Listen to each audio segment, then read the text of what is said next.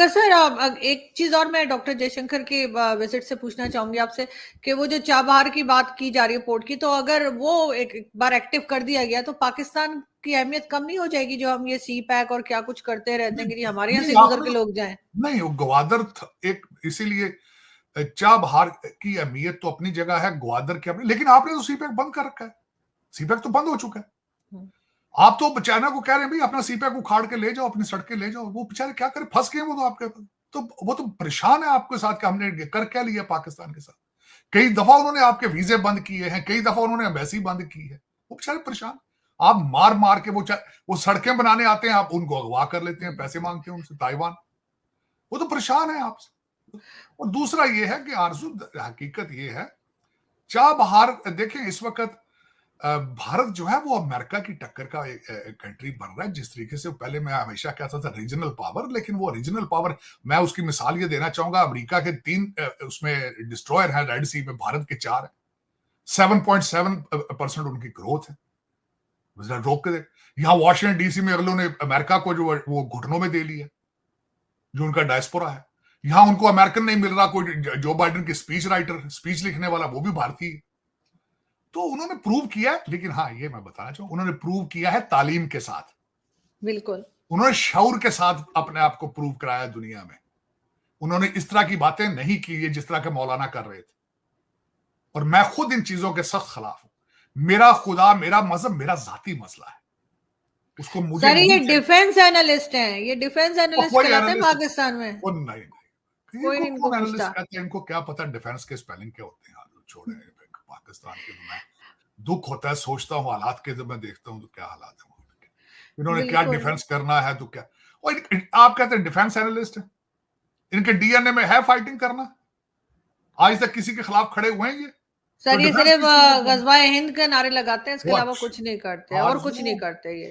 ये गजवा हिंद और जिहाद, ये अल्फाज इस्तेमाल किए जाते हैं कारोबार के लिए। हम्म। ये मजहब बिल्कुल। कारोबार है इनका। चंदे लेते हैं, तमाशे करते हैं। मैं 1000 दफा आपको, मैंने कौन सा, किस मजहब की ये बात कर रहे हैं? 72 तो फिरके हैं आपके, और 4 स्कूल ऑफ थॉट्स हैं आपके, हम्बली, माफी, शाफी, मालकी। वो 4 तो स्कूल ऑफ थॉट है। किस पे यकीन करोगे भी, कौन सा ठीक है? आपने तो खुद अपने मजहब को पोल्यूट करके तो एक अजीब सा, एक गड़बड़ सा कर दिया, ताकि लोग समझ ही ना सकें है क्या ये। मेरे जैसा बंदा को क्वेश्चन करे, कहते नहीं जी नहीं, ये तो इस तरह की बात नहीं करनी चाहिए, ये तो कुफर है। यार कैसी बात। बिल्कुल। बिल्कुल ऐसा ही, इतनी लेकिन लेकिन जाति की जो, सर आपकी फील्ड जो है लॉ की, सर वहां से भी सर जजेस हमारे क्यों रिजाइन कर करके भाग रहे हैं? अभी तक 4 जा चुके हैं। उसमें आरजू देखें, सितम जरीफी तो यही है। मैं कहता हूं सबसे पहले काजी फाइज ईसा साहब अगर इस कौम के ऊपर एक मेहरबानी फरमाएं, ये बताएं सब सारी कौम को, ये जज किस तरह बने थे, इनको किसने बनवाया था जज। हम्म। ये आपकी जो रूलिंग एलीट है, अपने लोगों को प्लाट करती है, प्लाट करती है। और यही आज दुख है। देखिए नकवी साहब के ऊपर भी उन्होंने रिजाइन दिया ताकि 18 लाख एक सुप्रीम कोर्ट के जज की पेंशन होती है। नौकर चाकर अलग मिलते हैं, परमानेंट गाड़ी भी साथ ले जा सकता है अपनी सुप्रीम कोर्ट का जज। और दूसरा, सारी जिंदगी के लिए बिजली फ्री है। तो वो फिर अब देखे ना, इसको कहते पतली गली से निकल जाना। पहले माल बनाया, जब किसी ने पूछने लगा तो रिजाइन देके पतली गली से निकल गया, और अपनी लॉ फर्म बनाएंगे भाई, बहुत बड़ी। तो बात खत्म हो गई रिजाइन करने से, कोई नहीं लेकिन पूछने वाला। ये होगा इसी तरह। देखिए मैंने कल इस पे पता किया है। मैं ये बताना चाहूंगा कि आपके एजाजुल जो जस्टिस एजाज है, उन्होंने रिजाइन क्यों दिया है? रिजाइन इसलिए दिया है कि उनके खिलाफ 2 रेफरेंस तैयार हो चुके थे। उनकी फाइलें पहले मौजूद हैं कि उनकी आमदन से ज्यादा असासे हैं उनके। दूसरा, उनकी जो आपके वहां पे जो कॉन्स्टिट्यूशन 1 के ऊपर बिल्डिंग है, जिसमें पाकिस्तान के हर करप्ट आदमी का फ्लैट है उसके अंदर, उसके ये वकील थे। और फिर सबसे बड़ी सितम जरीफी ये है कि वो जब सीडीए ने केस किया तो उसकी केस को सुनने के लिए उस बेंच के अंदर ये मौजूद थे। हालांकि सीडीए के जो वकील है प्राचा साहब, उन्होंने ऑब्जेक्शन लगाया था कि ये तो भाई उसका वकील रहा है, अब जज बन के केस किस तरह सुन सकता है। उन्होंने आगे से हंस के, किसी ने कुछ नहीं किया था, बिल्कुल। बैठे रहे उस बेंच के ऊपर। और दूसरा, आरजू मेरी नजर में ये इन सब के सब, सबसे पहले तो काजी फायज ईसा साहब अगर मेहरबानी फरमाएं, नेकी करें पाकिस्तान पे, इन सब के नाम ईसीएल में डालें, एग्जिट कंट्रोल लिस्ट पे, ताकि ये टोरंटो ना भाग सके। मुझे लग रहा है टोरंटो बड़ी जल्दी उन्होंने पहुंच जाना है, मैंने यहां मिलना है इनसे।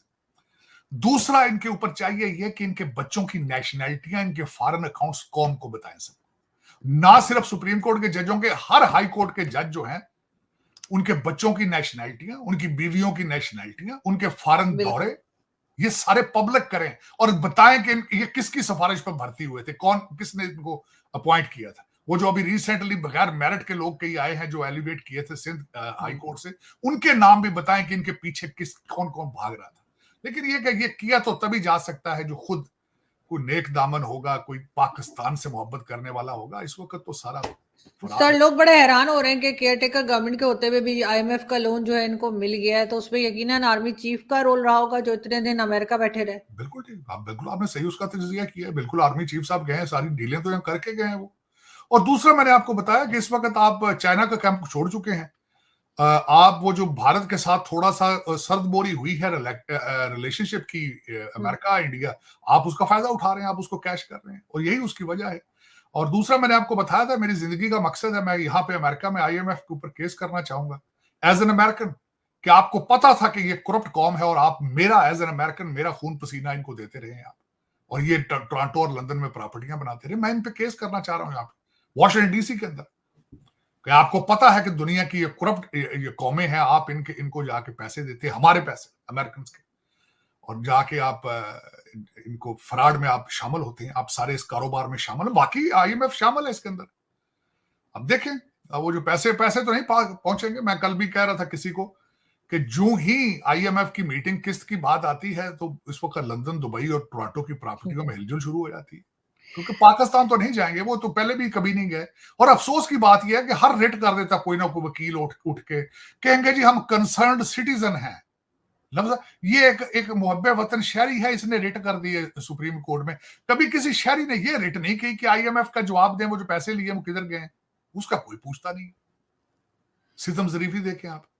लेकिन आरजू देखें, आगे यहां से आगे जाने के लिए, बल्कि मुझे तो दुख हुआ अगले दिन मैंने आपकी हुसीना वाजद ने जो अगले दिन स्पीच दी है अपने इलेक्शन के बाद, उन्होंने भी वहां पे smart country, smart government, smart nation का जिक्र किया है। उन्होंने उसमें बात की है, उन्होंने कहा है कि हम अगली जनरेशन को स्किल्स, कंप्यूटर पढ़ा के आगे तरक्की की तरफ जाना चाहते हैं। लेकिन मेरे मुल्क के हर बंदा ही गूंगा है।